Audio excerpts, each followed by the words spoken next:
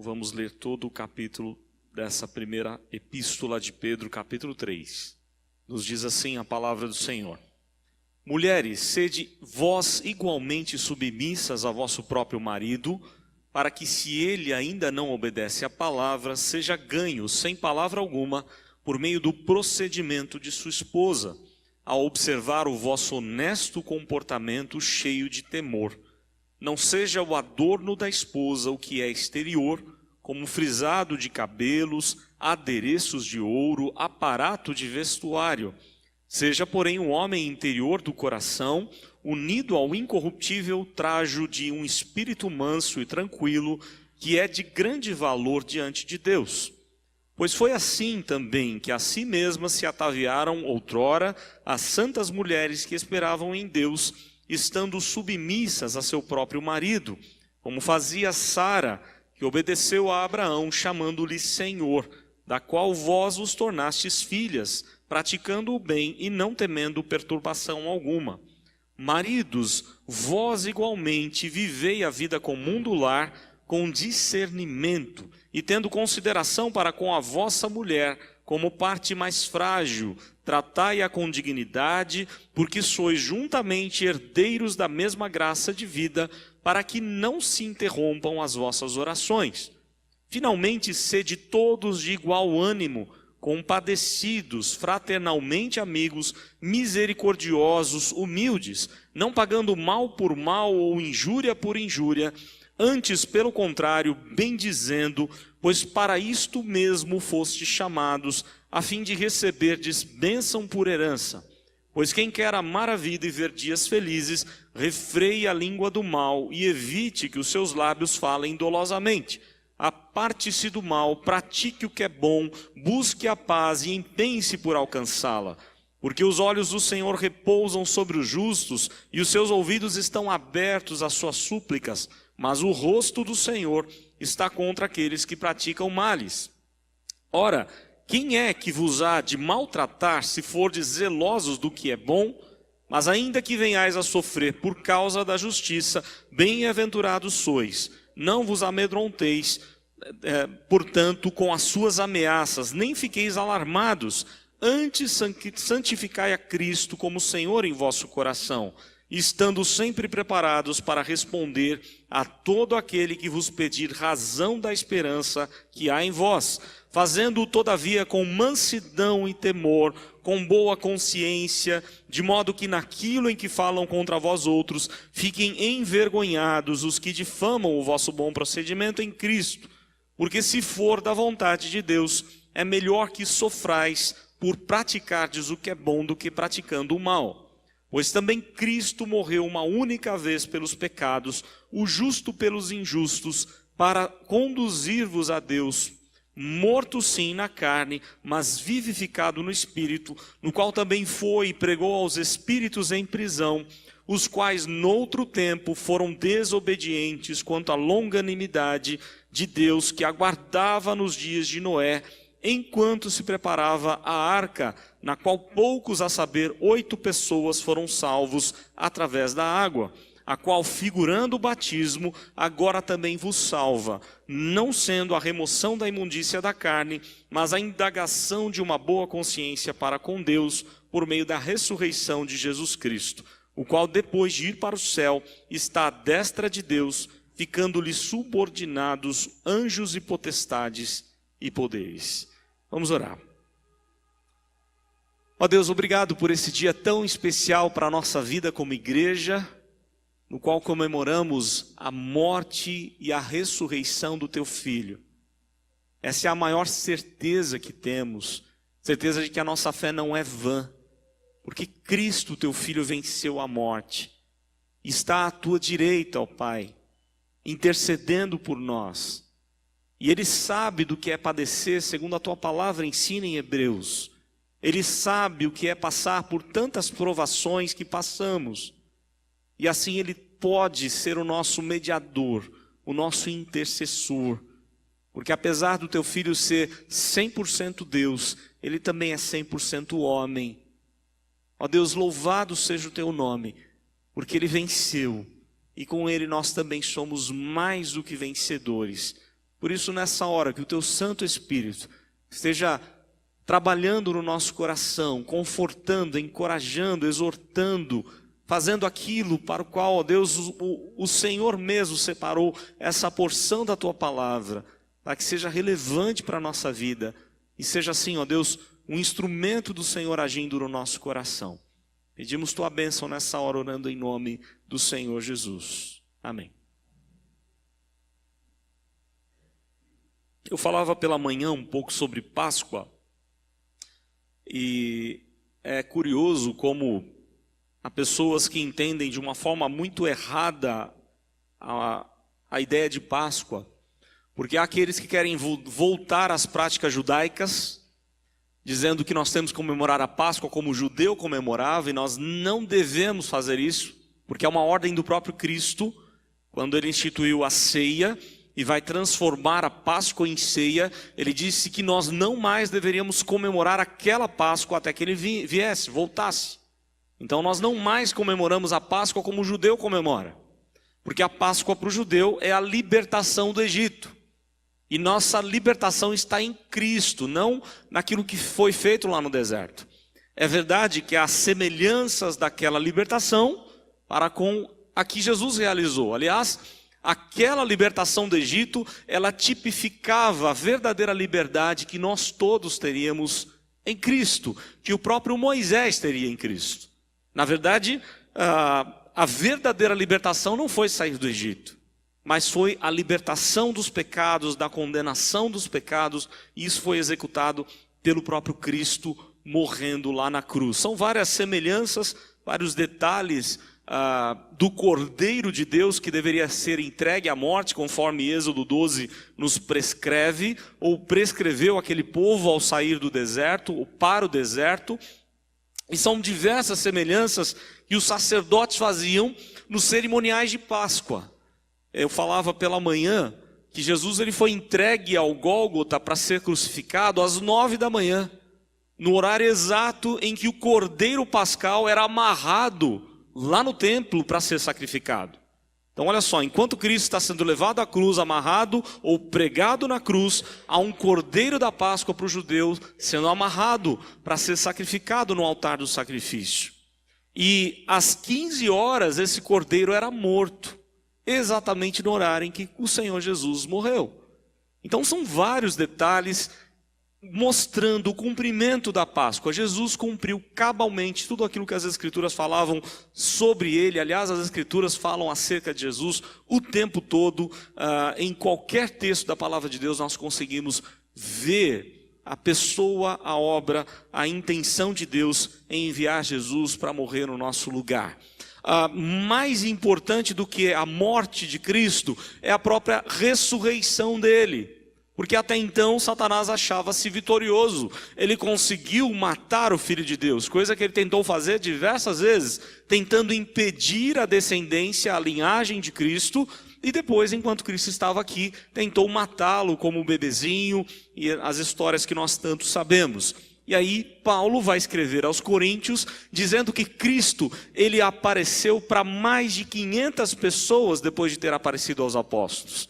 Eu falava também pela manhã que para um tribunal romano ter algo como verdade, era necessário pelo menos 2 testemunhas. As testemunhas da ressurreição são mais de 500 pessoas. E por esse motivo, ainda Paulo chega a usar o texto lá em 1 Coríntios 15, dizendo assim: e muitos desses que viram estão vivos até hoje. Alguns partiram, outros estão vivos até hoje, até o tempo da escrita de Paulo. E por isso Paulo diz, a nossa fé não é vã, ela tem validade. Por quê? Porque Cristo ressuscitou. Se nós não cremos na ressurreição, então é vã a nossa fé, é vã a nossa pregação, mas Cristo, ele ressuscitou. Com a mesma ênfase, o apóstolo Pedro vai dar a morte e ressurreição de Cristo como uma implicação nas diversas áreas da nossa vida. Pedro está aqui na metade da sua carta, indo para um lado mais prático. Eu falava sobre isso no último sermão que nós vimos aqui da carta de Pedro. Ele vai gastar 2 capítulos falando de teoria, de teologia, falando do propósito da Trindade em conceder a nós uma viva esperança, uma herança incorruptível que ninguém pode tocar, tirar ou estragar, tirar das nossas mãos. E aí ele vai começar a dar as implicações que isso tem para a nossa vida. Nós somos firmados na rocha que é Cristo, somos tirados das trevas, transportados para a maravilhosa luz do Senhor. E aí ele vai começar a falar sobre os deveres que temos diante das pessoas. Nós vimos no último sermão que falamos sobre Pedro, os servos sendo submissos aos seus senhores, as pessoas, nós como crentes, obedecendo às autoridades, porque elas são instituídas por Deus. E agora ele vai falar de outros relacionamentos, o relacionamento do casal, até o verso 7, capítulo 3, de 1 a 7, depois de 8 a 12, os relacionamentos gerais, primeiro como crentes, mas não somente como crentes, como cidadão, nós também temos que nos relacionar bem com todo mundo.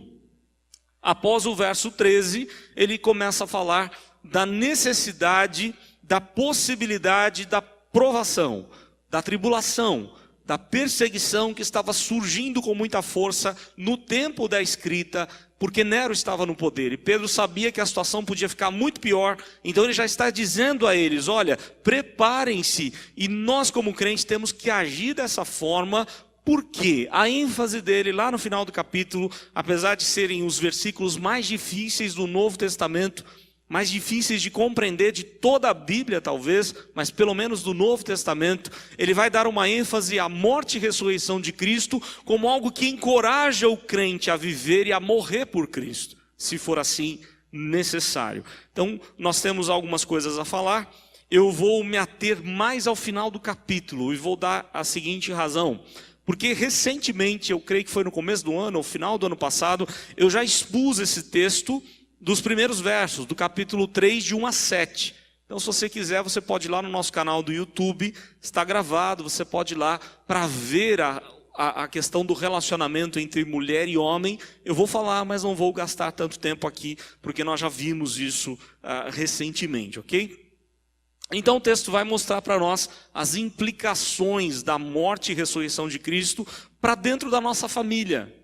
O que isso tem a ver com a nossa família? Lembram que ele está falando sobre submissão que devemos uns aos outros? Submetermos às autoridades, submeter os empregados, os servos aos seus senhores. Agora ele vai falar sobre a importância da submissão na família. E ele vai dar o exemplo das mulheres, dizendo, mulheres, sede igualmente submissas ao vosso próprio marido, para que ele, ainda que não obedeça a palavra, seja ganho sem palavra alguma por meio do procedimento da sua esposa. A ênfase de Pedro aqui, a lembrança de Pedro, é da mulher virtuosa de Provérbios. A mulher virtuosa conquista o coração do seu esposo e consegue mostrar ao seu esposo os verdadeiros valores de Deus. A ideia de Pedro é, mulheres, não se preocupem tanto com a beleza exterior. Homens, não se preocupem tanto com a beleza exterior da sua esposa. Mas olhe para aquilo que realmente importa. Lembrem-se que a ênfase de Pedro é essa desde o início. A ênfase é, olhem para uma herança incorruptível. Não aquilo que estraga, mas aquilo que jamais estraga, aquilo que é de Deus é o mais importante. E assim, tanto as mulheres quanto os homens devem focar no relacionamento conjugal, aquilo que realmente é do Senhor. E aí ele vai falar, olha só, verso 2, a observar vosso honesto comportamento cheio de temor ao Senhor. Não seja o adorno da esposa, ou seja, o que é exterior, não seja a beleza exterior o principal. Verso 3, como frisado de cabelos, adereços de ouro, aparato de vestuário, seja, porém, o homem interior do coração, unido ao incorruptível trajo de um espírito manso, tranquilo, que é de grande valor diante de Deus. Olha só, Pedro não está dizendo às mulheres que elas não devam se arrumar para os seus maridos. Não é isso que ele está falando. Porque talvez algumas possam usar aqui como desculpa. Tá vendo? Ó, eu não preciso me arrumar para o meu esposo mais. Porque a ênfase é que eu tenho que cuidar só do meu interior. Não é isso que Pedro está dizendo. Mas o que Pedro está dizendo é que o culto ao corpo é ruim. Não é bom. É essa ideia que muitas vezes acontece principalmente no nosso tempo, e já nos tempos dos gregos isso acontecia. A sensualidade dos gregos e romanos, não é? Mostrando que havia um valor muito superior ao valor físico. O valor espiritual é mais importante. Você ter uma esposa com coração manso, tranquilo, que ajuda o esposo. Essa é a ideia de uma esposa que faz diferença no lar. Então a ênfase de Pedro é: esposa, não se preocupe tanto com o lado exterior, com a beleza exterior, mas sim com a beleza interior, com os valores de Deus. E ele vai dar exemplos, exemplo que ele dá aqui, o exemplo de Sara, que viveu em submissão a Abraão, chamando-lhe Senhor. Ele vai falar aqui agora para os maridos, no verso 7, maridos, igualmente, olha só, igualmente, vocês também não venham valorizar aquilo que é exterior, mas sim o que é interior. Maridos, vós igualmente, vivei a vida comum do lar, verso 7 eu estou, ok?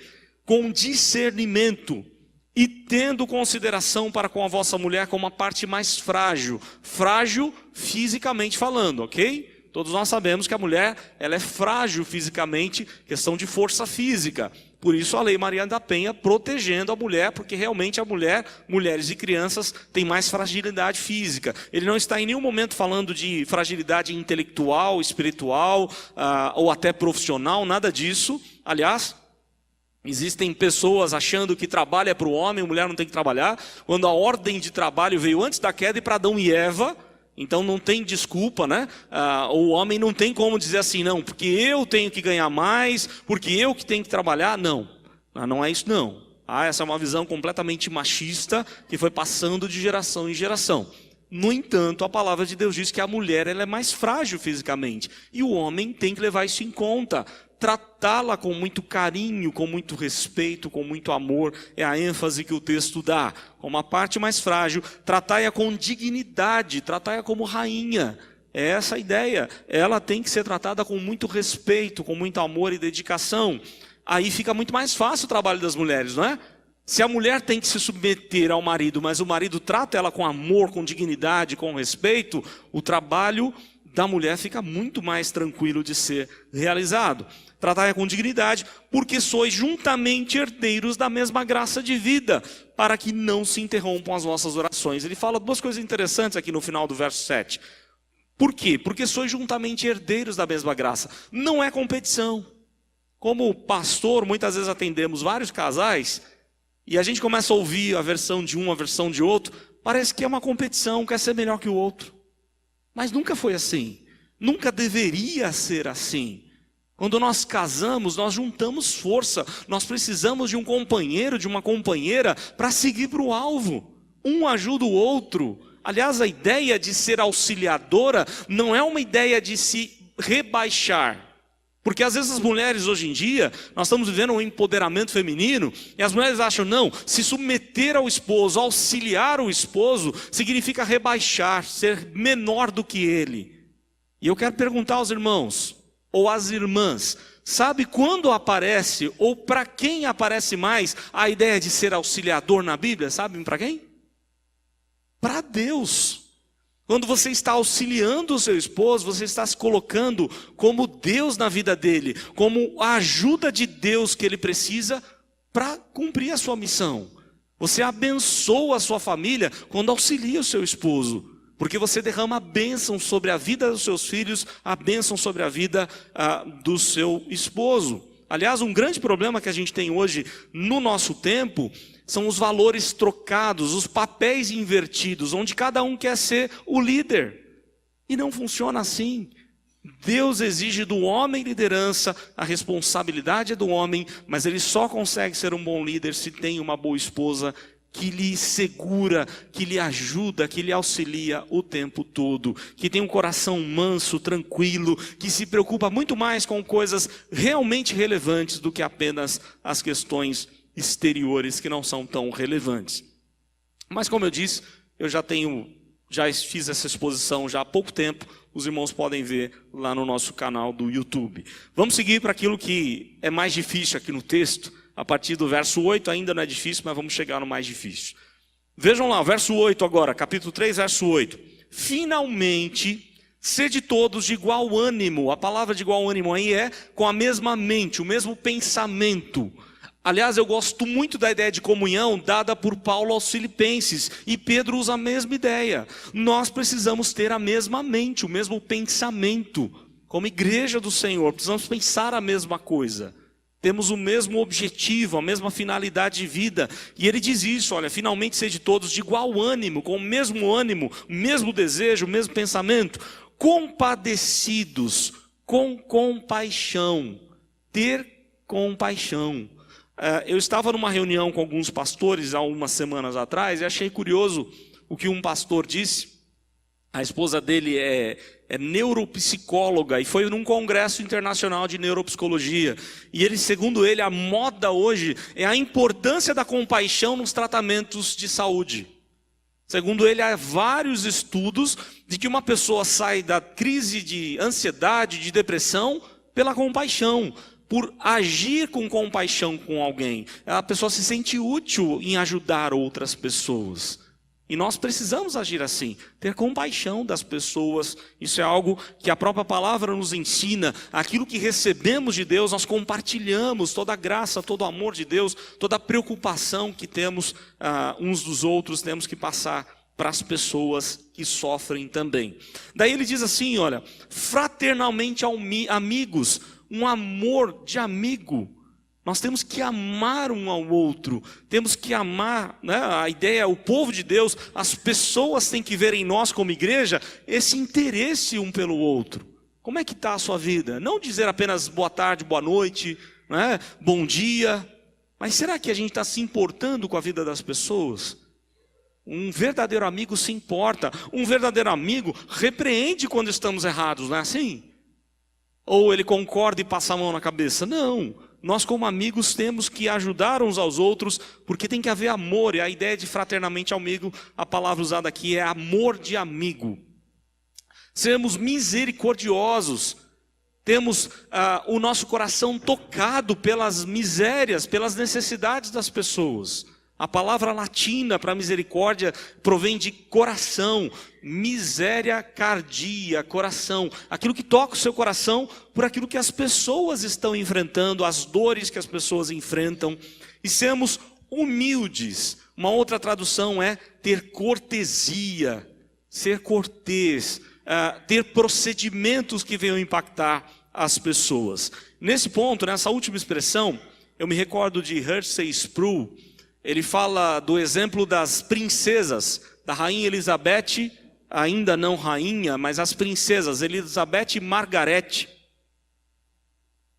E ele diz que num primeiro passeio das duas jovens princesas, a mãe delas, a rainha, disse assim para elas: comportem-se como princesas. Aquilo que vocês aprenderam, comportem-se como princesas. A ideia do texto é isso, nós temos que nos comportar como príncipes e princesas, com muita educação, com muito amor para com as pessoas. Nós somos diferentes. Aliás, o nome Israel provém disso. Aquele que venceu, é um príncipe que venceu a luta com Deus. Ele não perdeu a luta lá no Vale de Jaboque. E por isso o seu nome foi transformado de enganador Jacó para um príncipe com Deus, aquele que luta com Deus. Eu acho muito interessante a expressão do pastor Hernandes. Sempre que nós temos oportunidade de estar junto, em alguns momentos já pudemos ter a oportunidade de estar junto, ele chama as pessoas, ele chama a gente como príncipe. Isso é legal, não é? Porque esse é o nosso papel. Nós temos que agir de maneira cordial para com as pessoas, de maneira muito educada. Porque as pessoas estão o tempo todo olhando para nós. Mas aí o crente fica com aquela cara amarrada, azedo, não pode falar nada para ele que ele já explode. Assim você acha que vai levar alguém para Jesus no seu trabalho? Vai ficar muito difícil, né?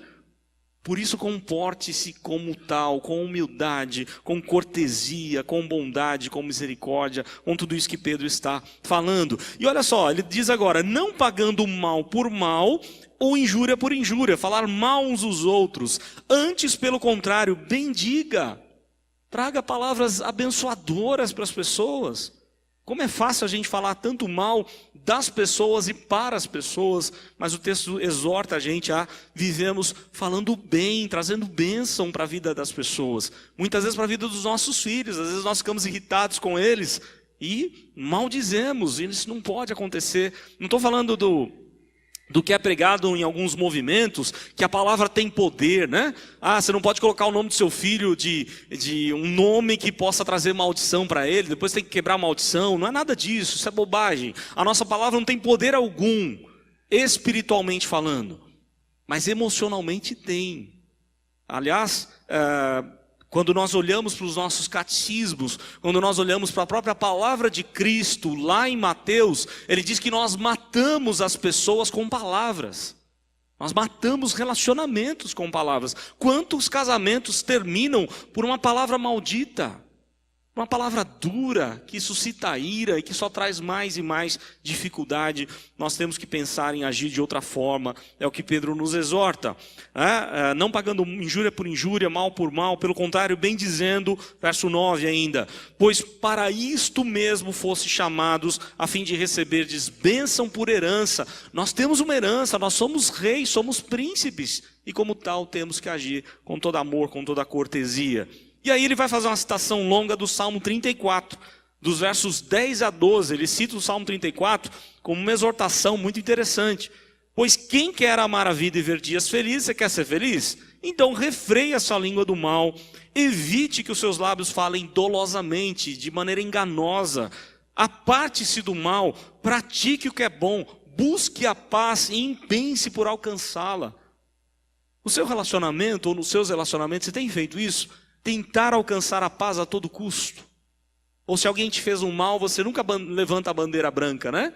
Bandeira de paz. Olha, vamos parar com a briga, vamos parar com o desentendimento. Às vezes nós usamos a nossa natureza ou alimentamos a nossa natureza má em vez de agir por paz ou em paz para com as pessoas.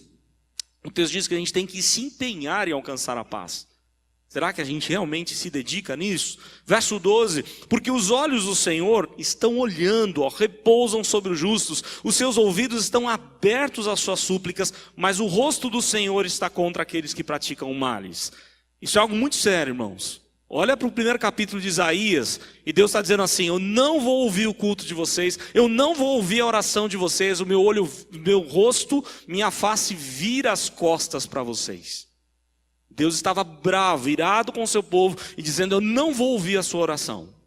De novo Paulo vai fazer isso, né? Olha só, o final do verso 7, problemas entre marido e mulher, ele vai dizer, ó, se vocês não agirem assim, não vou ouvir as suas orações. Agora de novo ele vai falar, olha, os olhos do Senhor estão para aqueles que fazem o bem, mas para os que fazem o mal, ele vira o rosto. A maior bênção do Antigo Testamento é um Deus que volta o seu rosto para nós. Lembram da bênção araônica? O Senhor faça resplandecer o rosto sobre ti, tenha misericórdia de ti, o Senhor sobre ti levante o rosto e te dê paz. Deus olha para nós quando se agrada de nós. Mas quando a gente está vivendo de maneira rebelde, Ele vira as costas para nós, até que nós possamos lembrar que precisamos nos arrepender dos nossos pecados. Aí agora a partir do verso 13 ele vai falar das tribulações, e vai chegando o nosso texto mais difícil aí. Verso 13. Olha só sobre a tribulação, ele diz assim, ora, quem é que vos há de maltratar se fordes zelosos do que é bom? Se você fizer o que é bom, o que é de boa educação, se você obedecer às autoridades, no caso deles aqui, eles estão para sofrer uma terrível perseguição. Pedro está dando a dica, olha, se nós fizermos o que é bom, vai ser mais difícil disso acontecer. Tanto que os pais da igreja, Justino fez isso, Calvino fez isso ao escrever as suas institutas, eles escreveram para os imperadores os seus tratados teológicos, dizendo, olha, nós não precisamos ser perseguidos, porque nós não somos contra vocês. Nós temos agido fazendo bem. Então nós podemos agir dessa maneira. Então o verso 13 diz, olha, quem é que vos há de maltratar se fordes zelosos do que é bom? Aí ele vai falar, mas, verso 14, mas ainda que venhais a sofrer por causa da justiça, Bem-aventurados sois. Se você está sofrendo por aquilo que é certo, então você é muito feliz. Não vos amedronteis, portanto, com as suas ameaças, nem fiqueis alarmados. Antes santificai a Cristo como Senhor em vosso coração, estando sempre preparados a responder a todo aquele que vos pedir razão da esperança que há em vós. Santificado seja o teu nome. Lembra da oração de Jesus? Santificado seja o teu nome. Você assumiu um compromisso de mostrar o senhorio de Deus na sua vida. Quando você ora o Pai Nosso, você está dizendo: Senhor, que o Senhor seja santificado, que o teu nome seja visto, honrado na minha vida. E é o que Pedro está dizendo, nós temos que santificar a Cristo como Senhor da nossa vida. E as pessoas precisam ver isso. E nós temos que estar preparados para responder a todo aquele que pede razão da nossa fé, da nossa esperança. A palavra usada aqui é apologia, apologética, defesa da fé. Será que diante dos tribunais, nós, se fôssemos acusados, poderíamos dizer: olha, eu creio em Jesus e aquilo que eu creio não está indo contra aquilo que é ser um bom cidadão? Nós temos como defender a nossa fé? Nós temos como nos defender diante das acusações que muitos podem fazer contra nós? Nós temos que estar preparados para defender a nossa fé, a nossa esperança. Não que o Evangelho precisa, que Deus precisa da nossa ajuda para a defesa do Evangelho. O Evangelho não precisa ser defendido, mas a nossa fé sim. Aquilo que cremos de Deus, nós precisamos defender a nossa esperança, a nossa fé. Verso 16: fazendo todavia com mansidão. Olha só, ele dá até a dica: não queira defender a sua fé de maneira bruta, mal educada, falando mal, usando palavras terríveis. E eu vou dar um exemplo bem prático disso. Mas antes vamos ler o versículo aqui. Fazendo todavia com mansidão e temor com boa consciência, de modo que naquilo em que falam contra vós, fiquem envergonhados os que difamam o vosso bom procedimento em Cristo. Sabe o que está acontecendo no nosso meio? O crente acha que pode falar o que ele quiser no Facebook. E ele posta lá no Facebook: porque o fulano de tal falou isso aqui, e começa a ser mal educado com o fulano de tal. E começa até brigas entre igrejas, entre crentes. Isso é péssimo. Pedro diz que isso não pode acontecer. Seja no mínimo educado. Se você não concorda com aquilo que um pregador, que um movimento fale, seja pelo menos no mínimo educado. Aliás, eu achei engraçado, esses dias eu estava olhando uns comentários num sermão que eu fiz há vários anos atrás, num blog que eu tinha, que eu alimentava, e eu achei interessante que o cara colocou assim: esse é um herege, né? Ele não concordou com a minha visão e me falou que eu era herege. Mal educado. Ele podia falar: olha, eu não concordo com a visão dele por essas razões, e usa a Bíblia para defender. Argumentos têm que ser bíblicos. Mas o que nós vemos, muitos crentes, até certos na sua argumentação, mas o jeito que falou perdeu a razão. Pregadores estão batendo até em outros movimentos, perdendo a razão. Eles estão certos em uns pontos, mas a forma como fala tem que ser com amor, com educação, e mostrando que o seu entendimento é diferenciado, porque o seu entendimento é firmado nas Escrituras Sagradas. Então cuidado para usar o Facebook para criticar alguns movimentos. Não seja mal educado, né? Pelo menos não seja mal educado, que isso não é bom. E aí o texto vai dizer, finalizando aqui, verso 17: porque se for a vontade de Deus, é melhor que sofrais por praticares o que é bom, do que praticando o mal. E depois que ele termina a questão de tribulação, aí vem o texto mais difícil de todo o Novo Testamento. Eu não vou perder muito tempo nele, porque na verdade ele é muito difícil, não tem como a gente chegar a uma conclusão. Eu vou dar as várias possibilidades que são aceitas por vários movimentos e até pela linha reformada. Vejam só o que o texto diz lá no verso 18: pois também Cristo morreu uma única vez pelos pecados, o justo pelos injustos, para vos conduzir a Deus. Até aí, tranquilo. Aquilo que Lutero chamou de justiça alheia. A justiça não está em nós, está nele, no Cristo que morreu. A justiça não é nossa. Deus nos justificou porque Ele é justo, não nós. Ok? Nós somos justificados pela fé no justo. Cristo é justo, nós não somos a justiça alheia, isso é muito claro. Cristo morreu de uma única vez pelos pecados, o justo pelos injustos. Não precisa mais pagar procissão, promessa. Ele já morreu de uma única vez por todos os nossos pecados, até pelos que nós ainda não cometemos. Ele já pagou o preço. Então nós não precisamos mais nos preocupar com isso. A preocupação é tentar não cometer, né? Tentar viver uma vida santa, agradável ao Senhor. Então, essa questão até aqui está tudo bem. Mas depois o negócio fica difícil do entendimento aqui. Porque ele diz assim, ó, finalzinho do verso 18. Morto sim na carne, mas vivificado no Espírito, no qual também foi e pregou aos espíritos em prisão, os quais noutro tempo foram desobedientes quanto à longanimidade de Deus, aguardava nos dias de Noé, enquanto se preparava a arca, na qual poucos, a saber, 8 pessoas foram salvos através da água, a qual figurando o batismo, agora também vos salva, não sendo a remoção da imundícia da carne, mas a indagação de uma boa consciência para com Deus, por meio da ressurreição de Jesus Cristo, o qual depois de ir para o céu está à destra de Deus, ficando-lhe subordinados anjos, potestades e poderes. E aí você liga a tecla SAP, né? O que ele disse?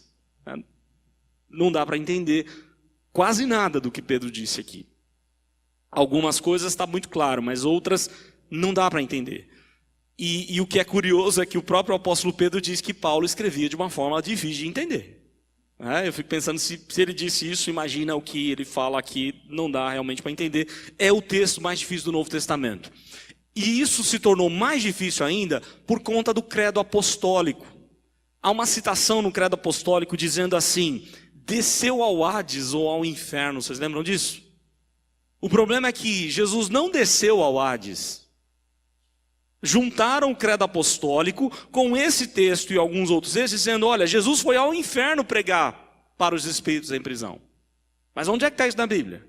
Porque a palavra Hades não é local, a palavra Hades é estado de morte. Jesus esteve em Hades, o seu espírito foi para Deus e o seu corpo ficou separado por 3 dias.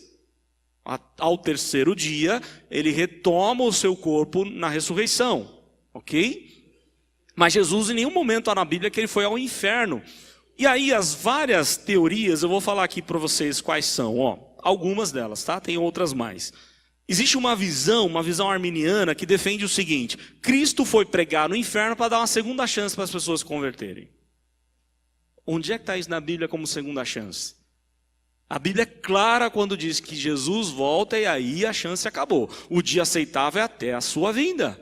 Quando ele vier, já acabou, não tem mais chance. Então não dá para a gente aceitar uma teoria dessa. Os romanos começaram a dizer que Cristo foi pregar naqueles que estão no limbus. Espíritos em prisão estão no limbus, no purgatório. O problema é que a Bíblia não fala nada de purgatório. Purgatório não existe. Biblicamente falando, não existe.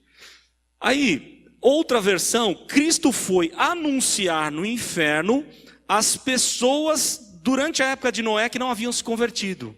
O texto fala da época de Noé, de pessoas que não haviam crido. Então, Jesus foi pregar para aquele povo lá do tempo de Noé. Mas não faz muito sentido, né? Porque Cristo foi pregado por Noé naquele tempo do seu ministério. Quarta opção que creem aí: Cristo foi proclamar a sua vitória aos anjos caídos. Espíritos em prisão seriam anjos caídos. Aqui muita gente acredita ser essa possibilidade. Entre os reformados há poucos que seguem essa linha, mas tem pessoas que creem nisso. Cristo foi lá anunciar para os espíritos demoníacos que ele venceu. Ele não foi evangelizar, ele foi proclamar a sua vitória apenas. Aí as outras posições, aliás, a última posição mostra que Cristo jamais foi ao inferno, porque, aliás, essa posição do próprio Calvino, foi o inferno que veio nele na cruz, ok? As dores do inferno que se apoderaram dele na cruz, quando o Pai não pôde ficar com ele, é porque o inferno está nele na cruz. Ele carrega todo o inferno por algumas horas na sua crucificação. E aí, a posição de Agostinho, de Calvino e de tantos mais, e que eu acho que é a menos pior, mas é muito difícil saber se ela também está correta, é que Cristo já estava pregando ou sendo pregado no tempo de Noé. O Espírito de Cristo estava ali entre os profetas, a Bíblia diz isso, que o Espírito de Cristo estava nos profetas, e Noé foi um dos primeiros profetas a anunciar a Cristo, ao próprio Cristo. Então Cristo estaria ali, sendo pregado na época de Noé, e aí ele está então vivificado. Naquele tempo ele foi vivificado, mas infelizmente as pessoas não creram. Então olha só um pouquinho para o texto, eu já estou terminando. O texto diz assim, ó: no qual também foi, o finalzinho do verso 18, morto sim na carne, mas vivificado no espírito, no qual também foi e pregou os espíritos em prisão, do tempo de Noé, lá naquele tempo de Noé, os quais no outro tempo foram desobedientes quanto à paciência de Deus, aguardava nos dias de Noé, enquanto se preparava a arca, não poucos, a saber, 8 pessoas foram salvas através da água. Essa expressãozinha no verso 20, noutro tempo, fala de um tempo lá do tempo de Noé. Então a posição reformada mais aceita é a de Agostinho até hoje, a qual mostra que a referência aqui é Noé pregando o seu evangelho, o evangelho de Cristo, lá no seu tempo. Mas as pessoas não creram na mensagem, somente Noé e sua família é que foi salvo. Daí ele faz uma referência, salvo por meio da água. E ele fala como um simbolismo do batismo, uma tipificação do batismo, né? E alguns podem falar assim, então é a água que salva. Se fosse assim, a gente fica com uma mangueira jogando água em todo mundo. Não é o batismo que salva. Não é isso que Pedro está dizendo. Mas naquele momento a água foi usada por Deus para condenação e para a vida. Quem estava no barco foi salvo, quem estava fora do barco foi morto, foi condenado. O texto não dá para a gente ter noção do que é, mas a ênfase de Pedro é: a morte e a ressurreição de Cristo devem impactar a nossa vida em todos os nossos relacionamentos. Isso é certo no texto. Toda a nossa vida tem que estar fundamentada na morte e na ressurreição do Senhor Jesus. O que ele fala aqui dos espíritos em prisão, do tempo de Noé, não dá para a gente ter certeza de nada. Então que Deus nos ajude a termos uma vida, um procedimento exemplar, a começar dentro de casa. A entender que Deus é o Senhor da nossa vida, Ele está vivo, Ele tem que estar vivo em nós, em cada palavra, em cada atitude, em cada demonstração, quer dentro da sua casa, quer no seu trabalho, diante das autoridades, nós temos que santificar a Cristo como Senhor no nosso coração. Deus assim nos ajude e nos abençoe.